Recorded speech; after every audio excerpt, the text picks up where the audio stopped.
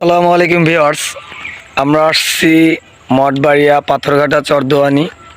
তাই এখানে আমাদের পাশে একটা হোটেল আছে, যে হোটেলে খাওয়া দাওয়া করি সব টাটকা, আর তার নিজস্ব খামার থেকে সেসব সবজি রান্না করা হয়, মাছ রান্না করা হয়। তাই এরকম কিছু কথাবার্তা সঠিক না ভুল তথ্য দিচ্ছি আমরা আপনাদের, আমাদের বড় ভাই এই যে মিলন ভাই সেটা জানাবে। আচ্ছা মিলন। আসসালামু আলাইকুম, আমি একজন বিআরটিসির চালক। তো আমরা বানুর ভাইকে জিজ্ঞেস করছি যে বানুর ভাই, আপনি এই যে টাটকা শাকসবজি এবং টাটকা মাছ এটা কোত্থেকে সংগ্রহ করেছেন?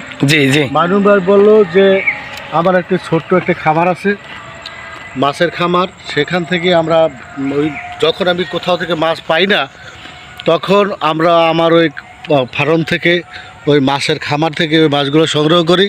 এবং আমি জিজ্ঞেস করলাম যে আপনি কী ধরনের মাছ চাষ করছেন।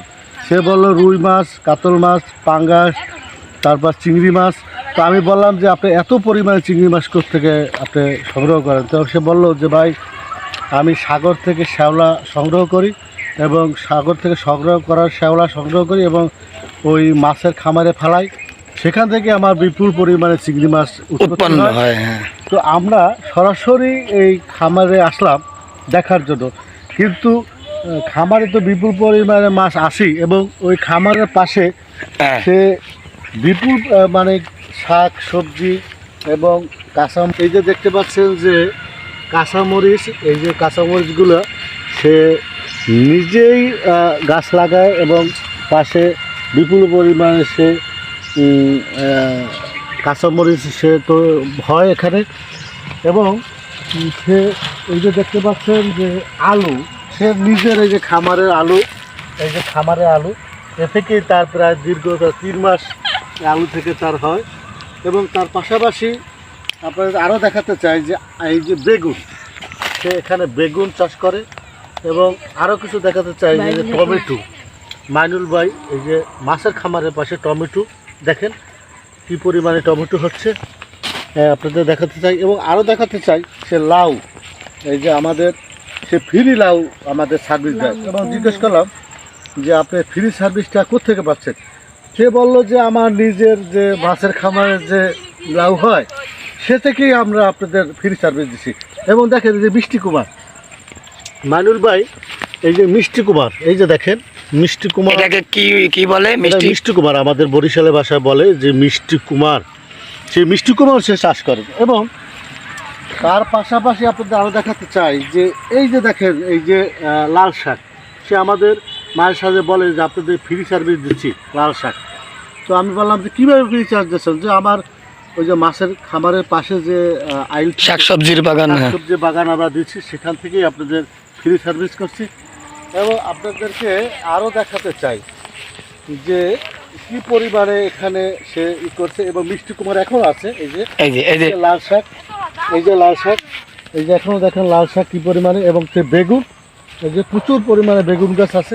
এখান থেকেই হয়তো সে হোটেলের বাদবাহী জোগাড়গুলো সেগুলো সে মাইনুল ভাই দিয়ে থাকেন।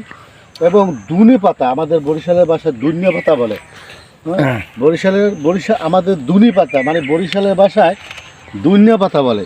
এই যে দেখেন এই যে দুনিয়া পাতা, বিপুল পরিমাণে দুনিয়া পাতা। এবং এই যে সে এতটুকু একটা খামার দিয়ে সে বিপুল পরিমাণে সে অর্থ যোগান দিচ্ছেন, এবং তার ফ্যামিলিও ভালো আছে। এই যে দেখতে পাচ্ছেন প্রচুর পরিমাণে এই যে সে পেঁপে গাছ। এবং এই যে দেখেন এই যে কী পরিমাণে কাঁচামরিচ, এই যে দেখতে পাচ্ছেন এই যে কাঁচামরিচ। ভিউয়ার্স, আমরা একটু বলি, এই যে মিলন ভাই যে কাঁচা ঝালটা দেখালো, এটা কিন্তু এই যে এখনো গাছে আছে। এই যে দেখছেন এই যে বেগুন গাছ, বেগুন এই যে দেখেন, দেখতে পাচ্ছেন। মাইনুল ভাই আসলে মাইনুল ভাই একদম দক্ষ লোক, আসলে এইভাবেই দক্ষ লোকের প্রয়োজন। এই যে দেখেন মাইনুল ভাইয়ের মতো যেন প্রত্যেকটা মানুষ এইভাবে খামার দিয়ে সে স্বাবলম্বী হয়, হ্যাঁ, সেটাই হয়তো আমরা এই কামনা করছি এই ভিডিও থেকে। এবং এই ভিডিওটা আপনারা বেশি বেশি লাইক দিবেন, শেয়ার দিবেন, এই বলে আমি আমার এই মানে সামান্য যে কথাগুলো এগুলো সীমিত রাখলাম। হ্যাঁ, ধন্যবাদ মিলন ভাইকে। এখন আমি ভিউয়ারদের উদ্দেশ্যে একটা কথা বলতে চাই, সেটা হলো আমরা একটু এক নজরে মাইনুল ভাইয়ের ঘেরটা দেখব, এক নজরে। যেরকম যে এতটুকু গের এই যেরকম কাঁচা জাল আছে, এই দেখেন, এই যে আবার সুন্দর ফুল আছে, এই যে আছে তার ছেলে এই যে তার ছেলে বালতি নিয়ে টমেটো তুলতেছে। হোটেলের জন্য এই যে হোটেলের জন্য বেগুন নিয়ে যাচ্ছে, টমেটো নিয়ে যাচ্ছে। এখন এখান থেকে যদি তার ছেলে ফ্রি সার্ভিস দেয়, তার সমস্যা হওয়ার কথা না। এরকম নিত্য নতুন ভিডিও পেতে চ্যানেলটি সাবস্ক্রাইব করে রাখবেন।